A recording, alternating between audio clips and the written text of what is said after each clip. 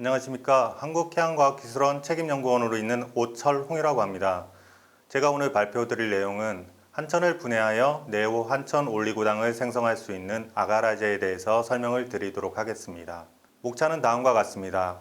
연구자 소개, 기술 개요, 기술 내용 및 특장점, 적용 가능 분야, 지식재산권 현황에 대해서 설명을 드리도록 하겠습니다. 제 주 연구 분야는 다양한 해양 환경으로부터 유용한 해양 미생물을 발굴하는 데 있습니다. 유용한 해양 미생물이라 하면 저희가 어떤 다당류를 분해해서 기능성을 나타내는 그런 물질들을 생산을 하거나 아니면 환경호르몬 분해해서 환경호르몬에 대한 위해인자를 제거를 하거나 그리고 새로운 항균 물질을 개발해서 새로운 항생제를 개발하거나 항산화 물질을 개발을 해서 노화를 억제하거나 이러한 중요한 미생물들을 해외나 국내 연안으로부터 분리를 하고 있습니다. 그 외에도 유용한 효소를 발굴하고 그 유전자를 확보해서 제조합 단백질도 개발하는 연구를 진행을 하고 있는데요. 제조합 단백질 같은 경우는 우리가 유전자만 확보하고 있으면 인위적으로 생산이 가능합니다. 하지만 이러한 제조합 단백질을 어떻게 하면 더 효율적으로 그리고 더 많이 그리고 어떻게 하면 더 싸게 생산을 할 수 있는지에 대한 연구를 세포 시스템을 가지고 진행을 하고 있습니다. 그 예로 여기에 보이시는 그림 같은 경우는 유전자에 저희가 서포트 유전자라는 걸 추가적으로 새롭게 도입을 해서 만들어진 단백질이 어떻게 하면 세포 내막 외막으로 더 많이 이동하게끔 함으로써 더 효율적으로 정제하고 더 활성을 갖는 형태로 많이 만들 수 있는 그런 연구를 진행을 하고 있습니다. 한천 같은 경우는 주로 우뭇가사리와 같은 홍조류에서 얻을 수가 있는데요. 우뭇가사리는 주로 한천이 30에서 45% 정도 포함되어 있는 것으로 알려져 있습니다. 이러한 우뭇가사리는 주로 다이어트 식품으로 활용되어지고 있는데요. 우뭇가사리에서 그 열을 가하게 되면 끓는 물 위에 한천만 쉽게 분리가 가능합니다. 그렇게 분리된 한천을 저희가 효소로 가수분해해서 다양한 형태의 올리고당을 만들 수가 있습니다. 한천은 주로 L갈락토스와 D갈락토스라는 당이 번갈아가며 존재를 하게 됩니다. D갈락토스를 분해하는 데 따라서 최종 산물인 올리고당이 한천 올리고당이냐 네오 한천 올리고당이냐 이렇게 생산되는 게 달라지는데요. 그렇게 달라지는 프로덕트에 사용되는 효소도 알파 아갈레이스, 베타 아갈레이스 이런 식으로 다양하게 적용이 됩니다. 저희가 개발한 효소 같은 경우는 베타 아갈레이즈로서 주로 네오 한천 올리고당을 생산을 합니다.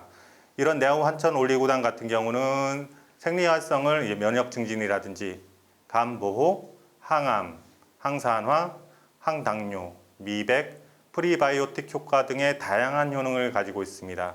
저희가 분리한 한천 분해 미생물은 주로 제주 연안 해조류 혼합물에서 분리를 하였습니다.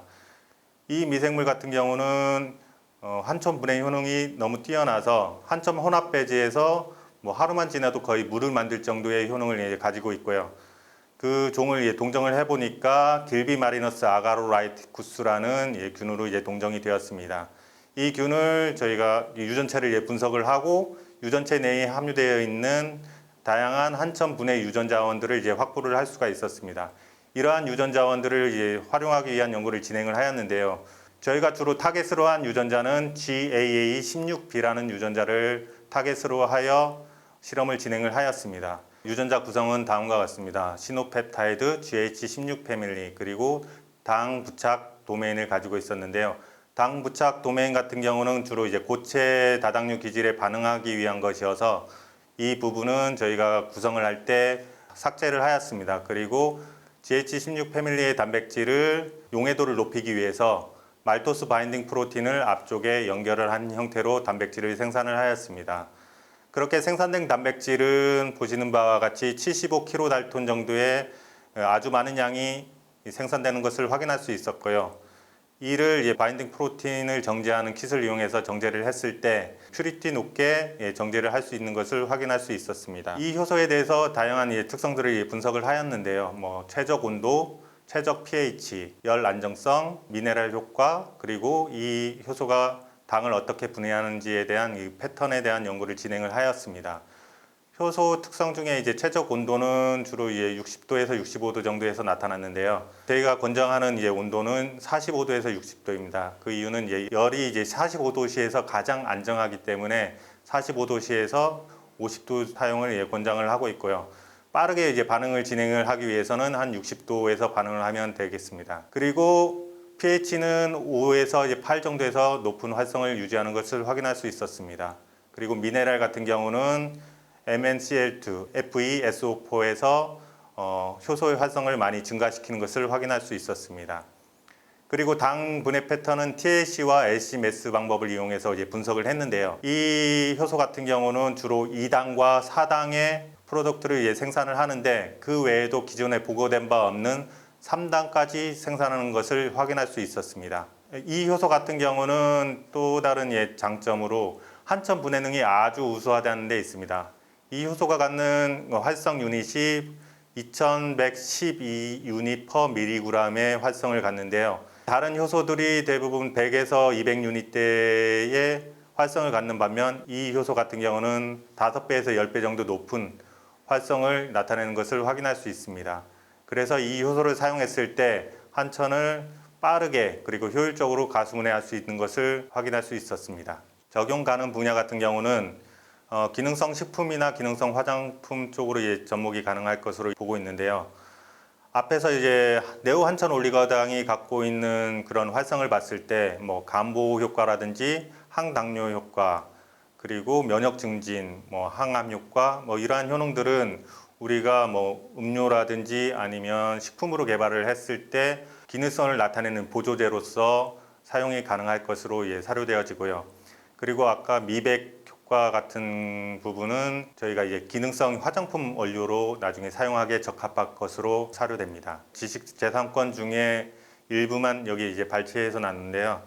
요게 나타난 부분들은 주로 다당류 분해에 대한 부분과 환경호르몬 분해에 대한 부분을 제가 포함시켰습니다. 다당류 분해 같은 경우는 트라이코더마라는 곰팡이성 균주가 있는데 거기서 전분을 아주 효율적으로 가수 분해하는 효소를 생산하는 것으로 확인을 하고요. 주로 바이오 에탄올 용도나 다른 식품 용도로 사용할 수 있는 쪽으로 개발을 하였습니다. 그리고 한천 가수 분해 효소 부분들은 다양한 균주에서 특허를 확보하고 있는데 이 부분들은 앞에서 설명한 바와 같이 네오 한천 올리고당을 생산해서 기능성 쪽으로 접근을 할 수가 있습니다. 또한 여기에 있는 노닐페놀 분해능을 갖고 있는 아시네토박터 SP에 대한 부분은 여성화 작용을 하는 호르몬인 에스트로겐 같은 경우는 단백질이기 때문에 생체 내에서 분해가 일어납니다. 하지만 노닐페놀 같은 경우는 여성화 작용을 하면서도 분해가 일어나지 않기 때문에 지속적으로 여성화를 일으키는 역할을 합니다. 그래서 생식기 암이라든지 자웅동체라든지 아니면 여성화에 관련된 다양한 영향을 미치기 때문에 이러한 환경 호르몬을 분해할 수 있는 미생물을 개발을 하였습니다. 그리고 펙틴 같은 경우는 주로 사과나 과일의 껍데기에 존재하는 다당류인데요. 저희는 특이하게 미세주르라는 데서 펙틴을 제조하는 방법을 개발을 하였습니다. 펙틴도 중금속 흡착 능력이라든지 항암 능력이 탁월하기 때문에 향후에 기능성 소재로서 활용이 가능할 것으로 보여집니다. 그리고 베타-1,3 글루카네이즈도 개발을 했는데요. 이거 같은 경우는 베타글루칸, 리체난, 라미나린 같은 해조류 유대의 다당류들을 분해할 때 많이 사용될 수 있는 효소입니다. 이 부분도 마찬가지로 기능성 쪽으로 접근을 할 수가 있습니다. 그 외에도 인간의 기능성을 나타내는 EGF라든지 유용한 단백질들을 해양의 유래의 시노펩타이드와 연결을 해서 더 효율적으로 생산하는 기술들을 개발을 하고 있습니다. 저는 한국해양과학기술원 제주연구소에서 근무를 하고 있고요.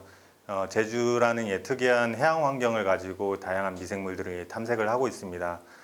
앞으로도 유용한 해양 미생물들을 발굴하고 그거를 소재화함으로써 산업적인 관점에서 봤을 때 어떻게 하면 쉽게 접근이 가능한지에 대한 연구를 진행하고자 합니다. 이제까지 경청해 주셔서 감사합니다.